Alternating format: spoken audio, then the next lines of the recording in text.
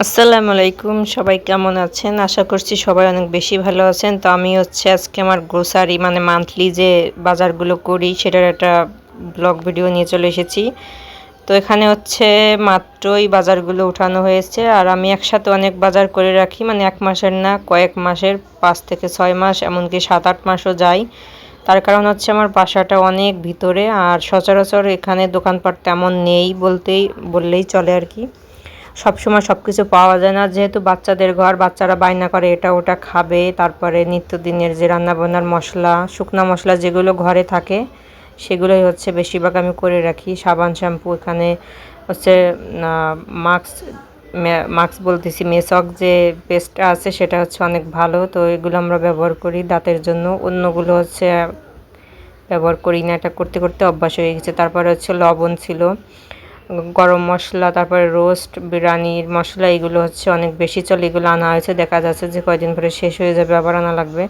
তো এখানে 2 প্যাকেট বড় লুডুস এনেছিল, আর এখানে সরিষার তেল, রাঁধুনি আর প্যাকেটের। এবার আমি আপনাদের ভাইয়াকে দিয়ে প্যাকেটের মশলাগুলো কি নিয়েছি, কারণ লুজগুলো হয়তো খাঁটি কিন্তু ঘরে বেশি দিন থাকতে চায় না, আর যেহেতু ঢাকার বাড়ি থাকি, মশলাপাতি এগুলো রোদি দেওয়ার ঝামেলাটা অনেক বেশি। তো এখানে 1 প্যাকেট ফুচকা এনেছিল। তো এটা বানাতে গেলে সবগুলো লেগে যাবে। তারপর এখানে দারচিনি, লবঙ্গ, এলাচ এগুলো এনেছে। এখানে রুম স্প্রে আর ভীম, এগুলো নিয়ে এসেছে। একটার সাথে একটা ফ্রি ভীম, না এটা ডিশ ওয়াশার, কি নাম যেন ভুলে গিয়েছি। তো এখানে পাতার শ্যাম্পু এনেছে, যেহেতু শ্যাম্পু আমার অনেক বেশি লাগে, লম্বা চুল, এই কারণে শ্যাম্পু 1-2 দিন পর পর করা লাগে।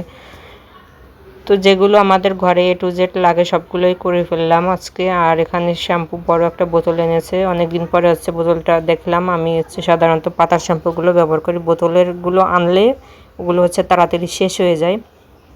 তো এখানে নতুন একটা মশলা দেখলাম, এটা চুই ঝালের মাংসের মশলা।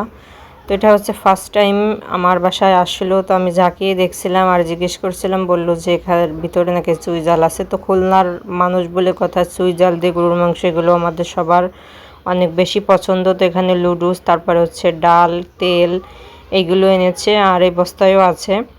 যেহেতু কয়েক মাসের বাজার একসাথে করে রাখি, তারপর আমি হিসাব মিলিয়ে দেখছিলাম যেগুলো আমি লিস্ট করে দিয়েছিলাম সেগুলো এসেছে কিনা। তারপরে দোকান থেকে আনলেও একটু হিসাব মিলিয়ে নেওয়া ভালো। এগুলো পোলাও চালগুলো প্যাকেটেরগুলো এনেছে, বললো যে লুজ আর প্যাকেটেরগুলো একই দাম, এই কারণে প্যাকেটেরগুলো এনেছে, রাখতেও সুবিধা হবে। আর লুজগুলো আনলে বালতিতে করে, ড্রামে করে রাখতে হয়, তখন এক্সট্রা জায়গা লাগে, বক্স লাগে। আর এগুলো দেখছিলাম, আর আমি যেহেতু সেই লেভেলের চাখর, চা আর গুঁড়া দুধ ছাড়া চলেই না। আর এই যে মোটামুটি বাজারগুলো সাজিয়ে নিলাম, এখন কোথায় রাখবো সেই জায়গাগুলো খুঁজতেছি। তো সবগুলো দেখে একদম প্রথমেই আলহামদুলিল্লাহ বলে নিলাম। আর এখানে আমার পুস্কু আছে, সে বর্তমান ঘরের ভিতরে মোস্তান ডন হয়ে গিয়েছে। সে এতটাই ঠান্ডা ছিল, শান্ত ছিল, সবার মুখে মুখে তার প্রশংসা। আর এখন সে ঘরের ভিতরে সব থেকে বেশি ফাজিল। আর বাজারগুলো ঢালতে সাহায্য করেছে আমার মেজো ছেলে, সে আমাকে কাজে সাহায্য করতে আসে প্রায়ই, বেশিরভাগ, কিন্তু আমি তাকে ধাবাই দিই। তো আজকের আমার ভিডিওটি কেমন লেগেছে, ভালো লাগলে লাইক, কমেন্ট, শেয়ার করতে ভুলবেন না।